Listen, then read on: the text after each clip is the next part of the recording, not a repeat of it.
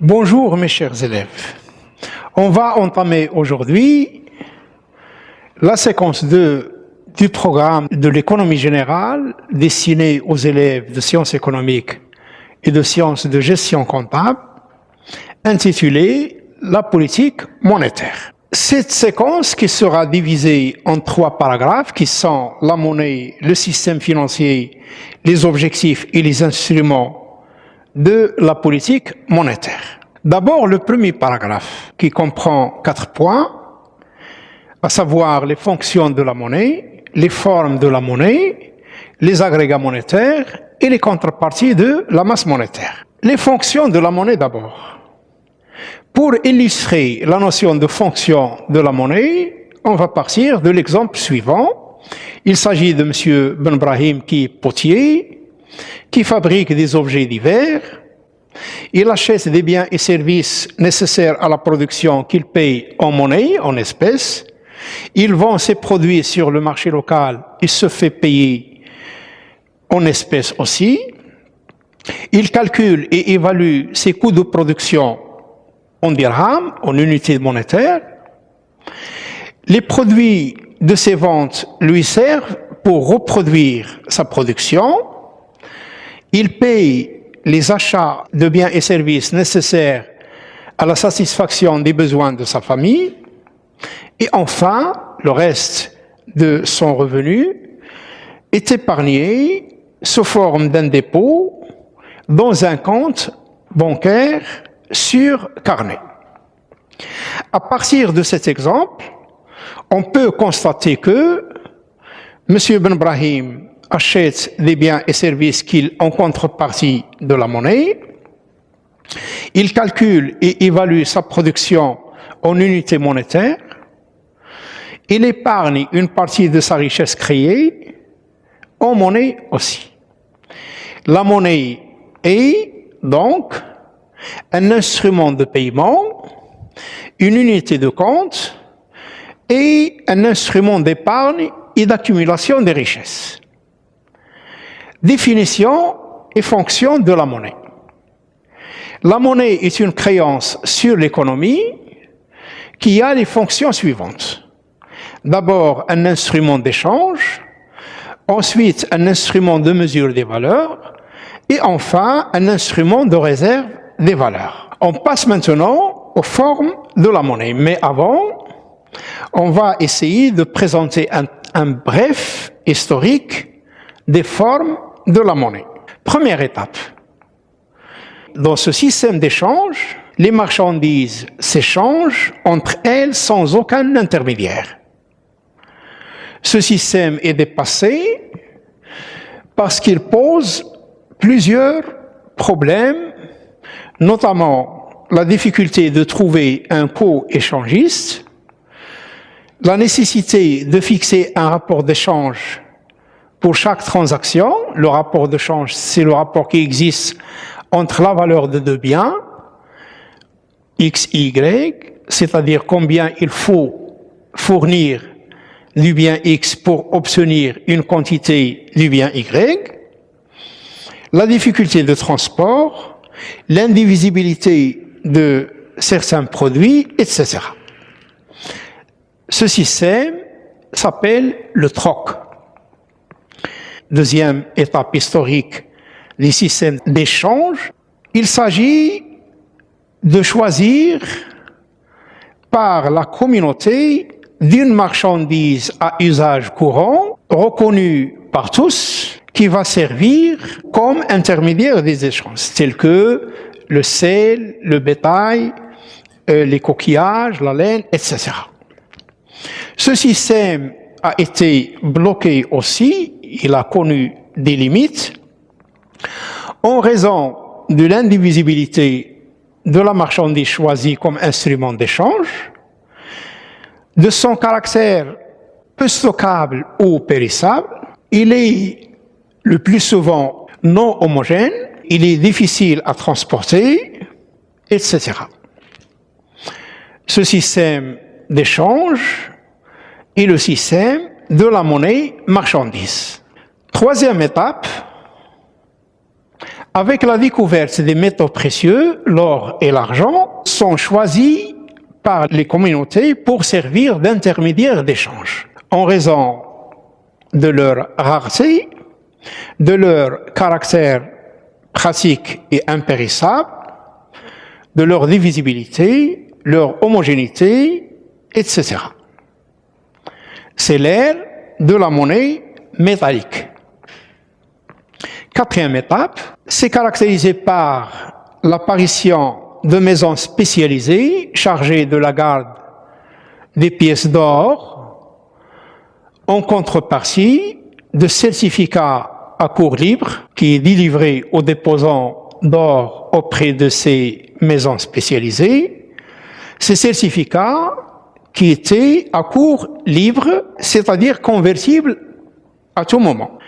Ces certificats ont eu par la suite un cours forcé, c'est-à-dire inconversible, vont donner naissance à une nouvelle forme de monnaie qui sont les billets de banque et qui par la suite seront émises par une institution bénéficiant de l'appui des pouvoirs publics. Cette institution qui aura le monopole d'émission des billets de banque et qui s'appelle, jusqu'à nos jours, la Banque centrale.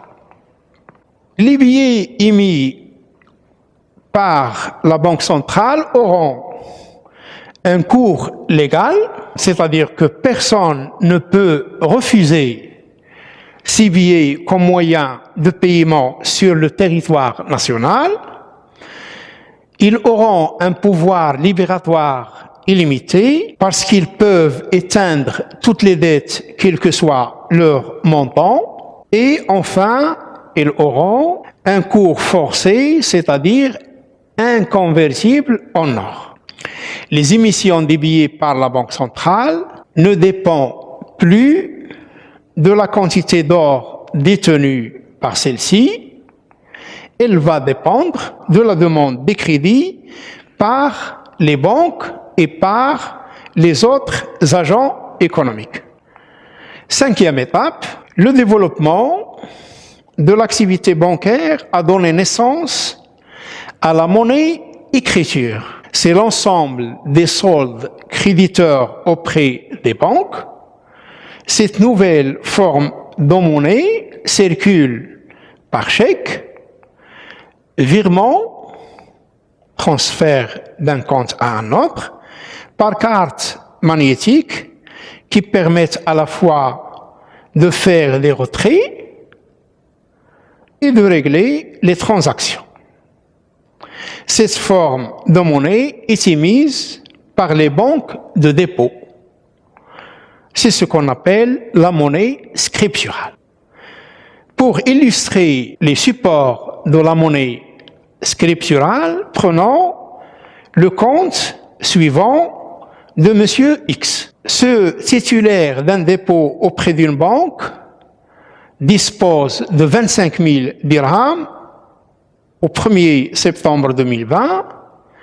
Il a émis un chèque pour retirer une partie de ses fonds déposés de 4 000 dirhams. Il a reçu un virement en sa faveur de 9 000 dirhams. Il a donné un ordre de virement en faveur de M. L. Il s'agit d'un retrait. Il a retiré une partie de son dépôt par une carte de guichet automatique bancaire de 2 000 dirhams. Il a réalisé des achats payés par sa carte bancaire de 300 dirhams. Il a reçu un chèque de 1 000 dirhams. Le solde de M. X au 10 septembre 2020 s'élève à 26 000 dirhams.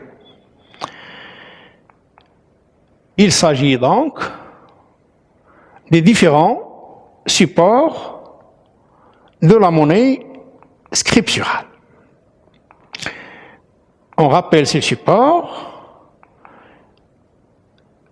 c'est le chèque, la carte de crédit et le virement électronique. Après avoir traité les fonctions et les formes de la monnaie, on passe maintenant pour étudier la masse monétaire et ses contreparties. D'abord, les composantes de la masse monétaire.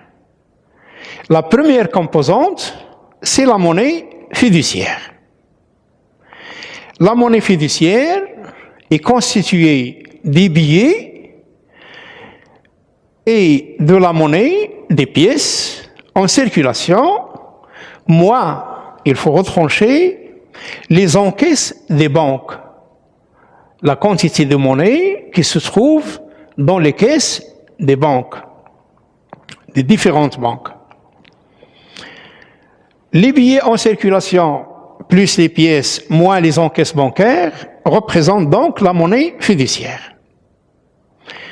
La monnaie fiduciaire en 2019 au Maroc s'élève à 250 milliards 200 millions de dirhams, constituée des billets et monnaies en circulation pour 266 milliards de dirhams 800 millions, moins 16 milliards,6 d'encaisses des banques. Les composantes de la monnaie scripturale maintenant. La monnaie scripturale est constituée des dépôts des agents économiques auprès des banques, des dépôts à vue auprès du Trésor et enfin des dépôts à vue des agents économiques auprès de la Banque centrale, Banque al-Maghrib pour le cas du Maroc. Le montant de la monnaie scripturale en 2019 est de 661 milliards 600 millions de dirhams. Les dépôts à vue auprès de Banque al-Maghrib, 2,3 milliards de dirhams. Les dépôts auprès des banques, 587,2 milliards de dirhams. Et enfin, les dépôts auprès du Trésor, qui se sont élevés en 2019 à 72 milliards 100 millions de dirhams. L'agrégat M1. L'agrégat M1 est constitué de la monnaie fiduciaire plus la monnaie scripturale. Donc la monnaie fiduciaire plus la monnaie scripturale nous donne ce qu'on appelle l'agrégat M1. L'agrégat M1 représente la masse monétaire au sens étroit du terme. M1 recense les actifs liquides, divisibles, transférables d'un agent à un autre et avec un coût de transaction nul. Il ne coûte rien. Il comprend les billets et les pièces de monnaie en circulation nette des encaisses des institutions de dépôt, ID, ainsi que les dépôts à vue transférables en monnaie nationale constitués auprès de la Banque centrale, des banques conventionnelles, les établissements de crédit, par opposition aux banques participatives, qui s'appellent aussi les fenêtres participatives, et auprès du Trésor. Calcul de l'agrégat M1. Il s'élève en 2019 à 911 milliards 800 millions de dirhams, constitué donc de la monnaie fiduciaire et de la monnaie scripturale. M2 donc est égal à M1. M1 constitué de M de la monnaie fiduciaire et scripturale, plus les placements à vue, c'est-à-dire les comptes d'épargne auprès des banques, les comptes sur carnet. M1 plus les placements à vue nous donne l'agrégat M2. L'agrégat M2 peut être défini donc ou se compose de l'agrégat M1 auquel s'ajoute l'ensemble des actifs liquides non transférables et rapportant, ils sont rémunérés, rapportant un rendement. Il s'agit des comptes d'épargne ouverts auprès des banques. Les placements à vue sont moins liquides que les dépôts à vue, car ne peuvent faire l'objet d'émissions de chèques. Calcul de l'agrégat M2 qui s'élève en 2019 à 1078 milliards 300 millions de dirhams. M3 qui représente la masse monétaire est constitué de l'agrégat M2 augmenté des autres actifs monétaires et qui constitue, comme déjà signalé, la masse monétaire au sens large. Les autres actifs non monétaires sont constitués généralement des comptes ou des placements à terme, tels que les comptes à terme auprès des banques, les bons de caisse auprès des banques, les titres OPCVM que nous allons voir dans le cadre du paragraphe de le système financier, ces actifs monétaires qui sont constitués des titres de créances négociables, des bons de trésor et des obligations à court terme, ce sont des titres convertibles en moyen de paiement à tout moment et sans risque important de perte de capital. Ils sont plus sûrs. Constituent aussi des dépôts en devises, des valeurs données en garantie, en pension, des certificats de dépôt pour une durée résiduelle inférieure à 2 ans, des dépôts à terme auprès des trésors et des autres dépôts. L'agrégat M3 correspond à la masse monétaire au sens large. Il regroupe en plus de M2 les actifs monétaires moins liquides avec des coûts de transaction significatifs parce qu'ils exigent des commissions, des frais, etc., non transférables et ou non divisibles et rapportant un rendement. L'agrégat M3 comprend donc les placements à terme productifs d'intérêt. Calcul de la masse monétaire est égal à l'agrégat M2 plus les autres actifs monétaires. En 2019, la masse monétaire au Maroc s'élève à 1370 milliards de dirhams.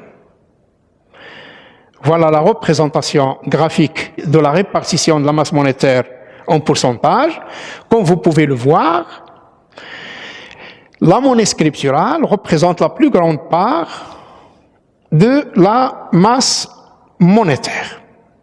Avec la monnaie fiduciaire, ils constituent tous les deux 66% de la masse monétaire. La structure de la masse monétaire, un schéma récapitulatif, c'est la monnaie fiduciaire plus la monnaie scripturale qui nous donne M1 plus les placements à vue qui nous donne M2 plus les autres actifs monétaires pour aboutir à M3. Définition de la masse monétaire, c'est la quantité de monnaie en circulation au sein d'une économie à une date bien déterminée. Il correspond à l'agrégat M3. On passe maintenant aux contreparties de la masse monétaire. Ces contreparties qui sont les créances sur l'économie, les créances sur l'administration centrale, les réserves internationales nettes, les ressources à caractère non monétaire et enfin les autres contreparties de M3. Voici donc la structure des contreparties de la masse monétaire. 79% des contreparties sont constituées des créances sur l'économie.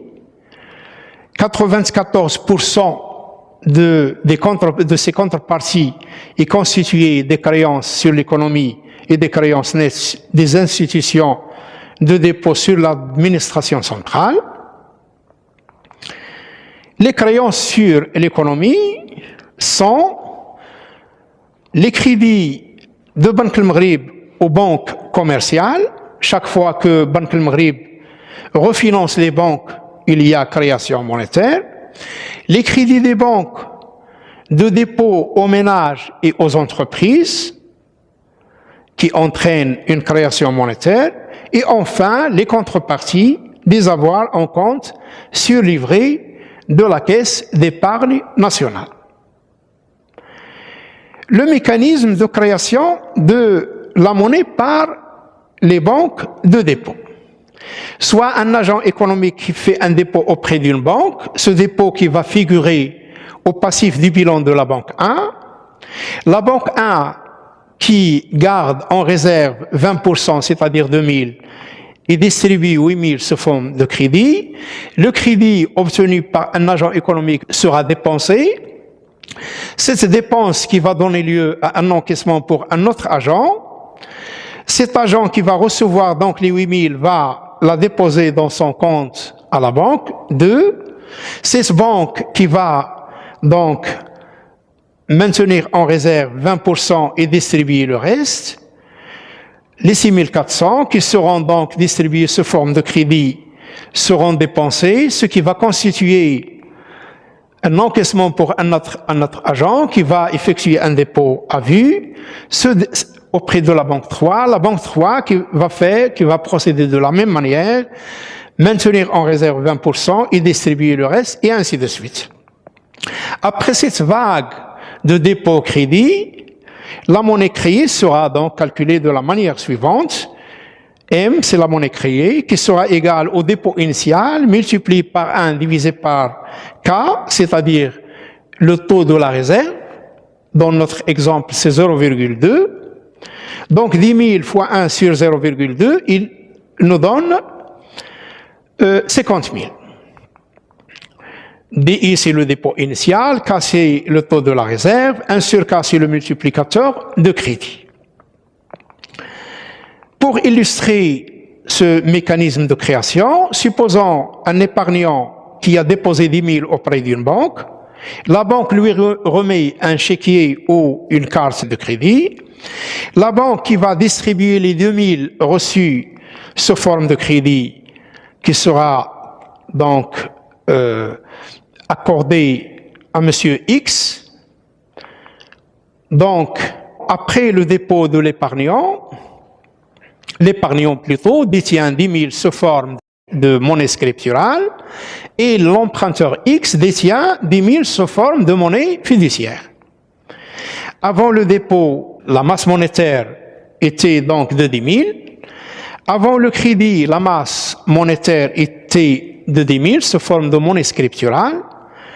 Après le crédit, la masse monétaire sera de 20 000, constituée de la monnaie fiduciaire et de la monnaie scripturale. Deuxième compartie, c'est les créances nettes sur l'administration centrale. Ils sont constitués des créances de Banque al-Maghrib. Chaque fois que Banque al-Maghrib accorde des crédits ou des avances au trésor, il y a création monétaire, les créances des banques de dépôt au trésor et les créances des ménages et des entreprises au trésor aussi. Enfin, la troisième contrepartie est représentée par les réserves internationales nettes. Toute entrée de devise se traduit par une création monétaire et toute sortie se traduit par une destruction monétaire. Quand les entrées de devises excèdent leurs sorties, ce qu'on appelle les avoirs extérieurs nets, la masse monétaire augmente. Les entrées des devises émanent des exportateurs, des touristes étrangers, des Marocains résidant à l'étranger, des investisseurs étrangers, des emprunts extérieurs, des revenus reçus de l'extérieur, des dons et des legs, etc.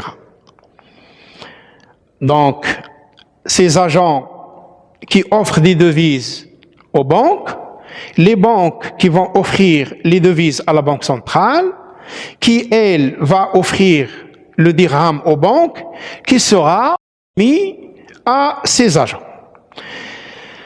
D'un autre côté, la sortie des devises se fait à l'occasion des importations, des touristes marocains à l'étranger. Il vient aussi des salariés étrangers qui travaillent au Maroc, des investisseurs marocains à l'étranger, des prêts du Maroc à l'étranger, des revenus versés à l'extérieur, tels que les intérêts, les dividendes, etc. Et selon le même mécanisme, Ces agents vont offrir le dirham aux banques, les banques de dépôt qui vont offrir les dirhams reçus à la Banque centrale, qui, elle, va convertir les dirhams en devises, offerts aux banques de dépôt, qui vont remettre les devises reçues à l'importateur, au touriste, à l'investisseur, etc. Les réserves internationales nettes sont égales aux entrées des devises moins les sorties. La séance d'aujourd'hui a pris fin. Je vous remercie pour votre attention. La capsule suivante va porter sur le système financier marocain.